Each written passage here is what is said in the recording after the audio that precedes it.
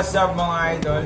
It's your boy Jomar Valiente back here again with another video. So ngayon, medyo matagal-tagal tayong nawala mga idol dahil sobrang busy natin sa school. Meron pa rin bagong gamit na naman ang dumating sa aming bahay, which is in-order ko last week. Hindi ko alam kung kailangan ko ito ma-upload, pero in-order ko siya. Ngayon ay February 27. In-order ko siya last week sa Lazada Mall. At dumating siya ngayong February 27. So, hindi ko na patatagalin ito mga idol. Start na natin. So actually, guys, open na to. Dahil mas excited pa yung kuya ko. So, yun, open natin mga idol.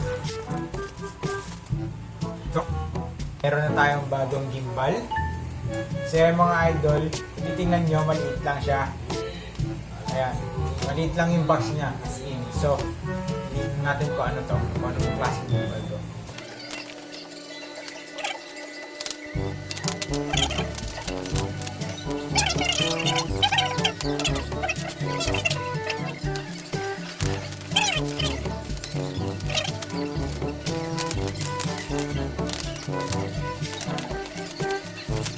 So mga idol, ito yung in-order ko, which is yung Feiyutech G6 box. So yung bubuksan natin, as you can see, nakaharap pa rin siya.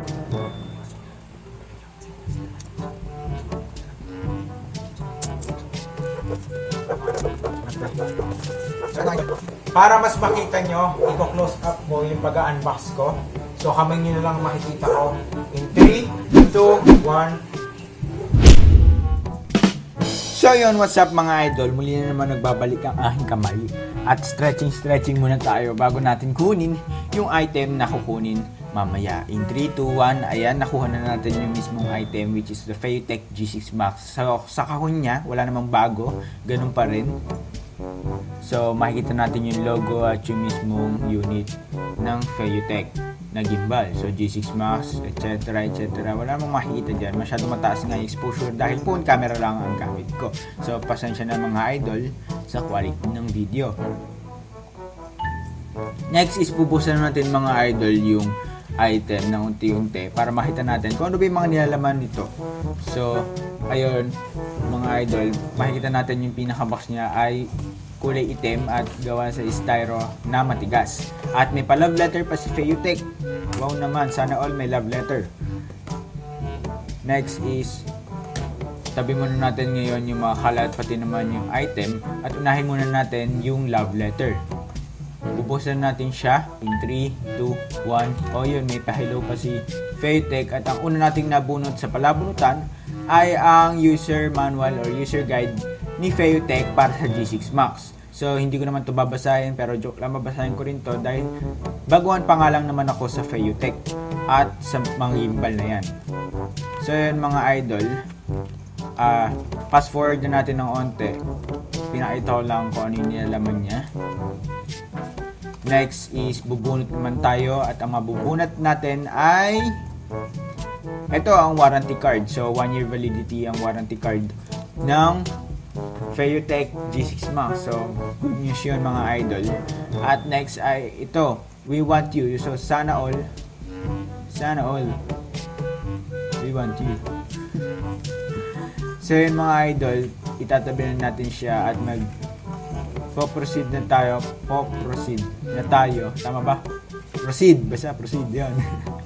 Proceed na tayo ngayon sa mismong item. Bubusan natin siya in 3, 2, 1.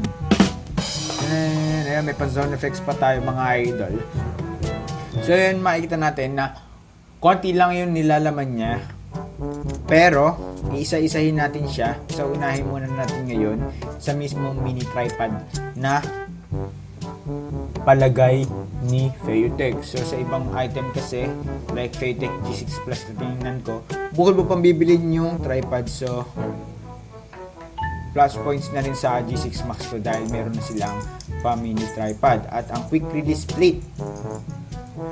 Ayan, in case yan kasi yung quick release plate, kung gusto mo mag handheld sa camera, magagawa mo siya at hindi mo siya basta-basta magagawa dahil nga may safety lock siya na tinatawag para hindi ka malaglag or ma-fall sa kanya. Ay, hindi pala. Para hindi malaglag yung camera.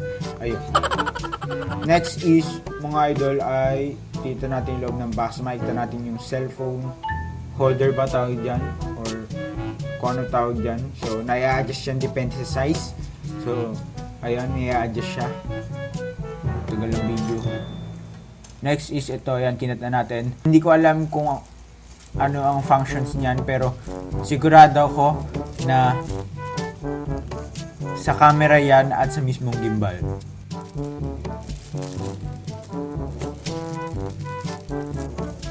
So, i-fast forward natin mga idol. Next is yung action camera mount. Ayan, meron pang isa, hindi ko pa nakuha. Makuha ko na yung 3, 2, 1. Ganun. Ayan mga idol. At pag pinasya, pack, ganun. Tapos, ayun, yung charger port. Ay, hindi pala. Charger cord. Ayun. Type-C. So, maganda na yung charger niya.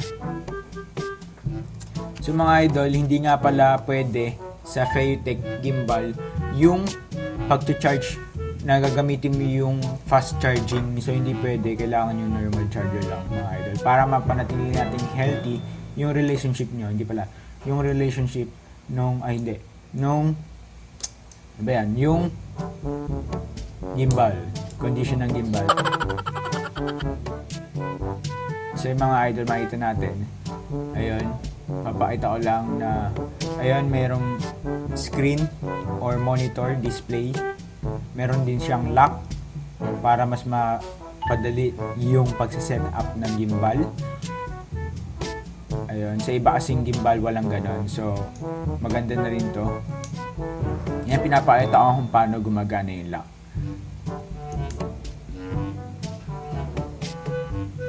So, next mga idol, kukunin natin yung camera ko at ilalagay natin yung quick release plate para mapakita natin kung paano ba i-set up yung camera with the gimbal.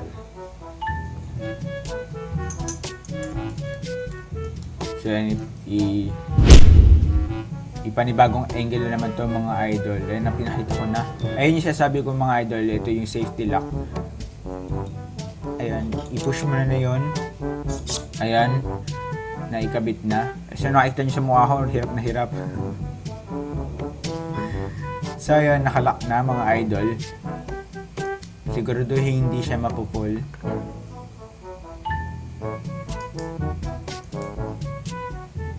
Yan. So, i-set up muna natin mga idol. I-balance natin. I-balance kasi mahalaga yan sa isang relasyon. Na-balance ang pagmamahal. Ay, hindi. Nasaan ba tayo? Nasa vlog tayo. Okay. Na-balance ang camera natin. So, yun i-adjust natin mga idol dahil saan naman tayo mag-adjust. Lagi naman tayo nag-a-adjust. Ibabalansin natin mga idol. Kahit ilang try nating i-balance yan, basta mabalance. Yung akala mo okay na, no? Umokay pa ako. Akala mo okay na pero hindi pa pala. Akala mo sapat na pero hindi pa pala. Aray. OA. Baduy. JJ. So yung mga idol, na balance natin sa wakas. Palakpakan natin ang ating mga sarili at hahanapin ko pa muna dito kung paano i-on. Ayun na, ito na natin kung paano i-on. So long press lang daw sabi ng user manual.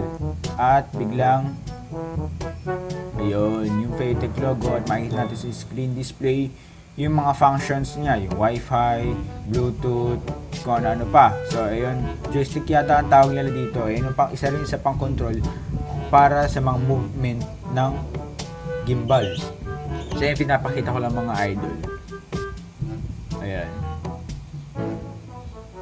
Ito rin, knob yata ang tawag dito. Hindi ko pa masyadong alam kung ano yung tawag sa mga ganyan-ganyan. Pero, malaman din natin yan.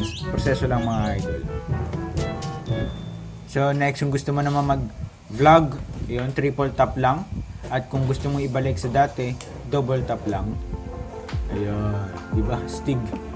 Next mga idol, kaya rin pala ito ng Inception mode, which is one of my favorite shots. So yun, hanggang dito na lang tayo mga idol. Pinakita ko lang naman yung unboxing, how to set up, pati na rin yung mga ibang kaya niyong gawin. Ako nga pala si Jomer Valiente, hanggang sa muli natin pagkikita. Peace!